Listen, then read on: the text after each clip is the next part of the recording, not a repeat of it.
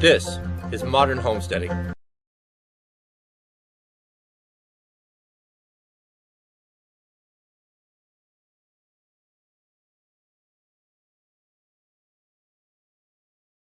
want to wish a happy Father's Day to all of you fathers or soon-to-be fathers out there, grandfathers.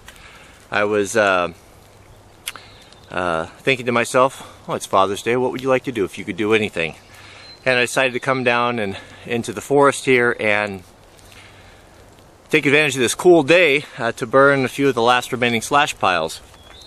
Oftentimes, it seems to me, where I have the best time to think and to reflect on life, just to contemplate things, is when I'm working out here, because I'm free of all of the distractions, all the things that scream for my attention when I'm close to the house or have access to computers or internet. And I was just thinking about Father's Day and the importance of fatherhood and how it is the foundation of society. What I mean by that is that it is in the home is where we raise future men and women. It's where we instill character, integrity, and a proper attitude, I guess. I think seems to me, probably since about the 60s, in this country anyway, fatherhood and fathers in particular have been under attack, and there has been a conscious effort to undermine their authority and the importance of that role. Television, I'm going to pick on that. You know, it's always the whipping boy. But look at how fathers were portrayed for the most part in the 40s and 50s. Contrast that with how fathers were portrayed in the 60s and so on. You know, so many examples. If you watch sitcoms today in television, I remember the Cosbys really stuck out. The fact that a very strong woman, who never did anything wrong, who wore the pants, was running the show, and a cowering, bumbling father. And think about it, and you know, as you watch television, as you watch and look at media, how foolish fathers are portrayed, and how wise the mothers. And even now it's gotten to the point where the children now make light of the father and make fun of the father for being inept and stupid and just unable to do anything. That's the part of the concerted effort or the frontal attack on the family. Because when we complain about our politicians and we complain about the way things are, how the politicians don't have any character and they don't respect honesty and integrity and fidelity, there should be no big surprise, you know, because those people that are in office right now and are coming into office are products of broken homes, many of them, and products of being raised by families that did not instill that in them. So how could we possibly expect them to have it? It's nothing more than a cross-section of society.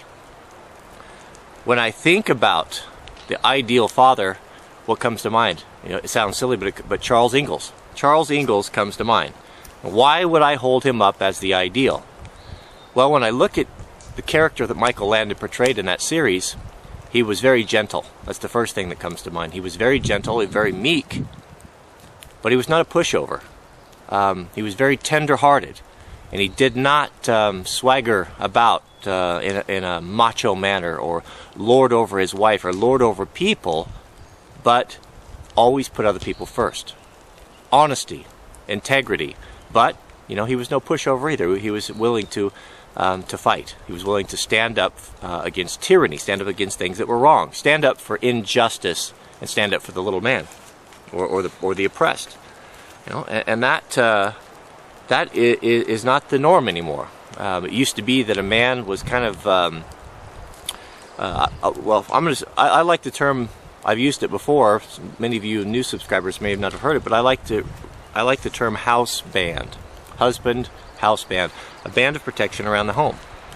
You know, when we look at the role that God has given us as husbands and fathers, being priests of the home, we have, to a large degree, have not been living up to that standard.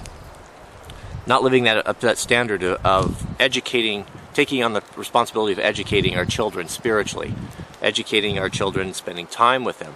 It seems that many of us think, and myself included, I have fallen into this and continue to do so, think that my obligation as a father stops at earning money. That's the only thing that I have to do. Once I go to work and earn money and we can pay the bills and pay the mortgage, then I can sit in front of the TV or do whatever I want and dump all of that responsibility upon my wife. You know, and that is, by and large, a way many of us think. But that's not the way it should be. You know, we should take on the responsibility, put on that mantle of the priest of our household and set the pace and set the standard and insist on excellence and insist on a particular way of life. So what do we do about that? What do we do? I don't know what this video is about.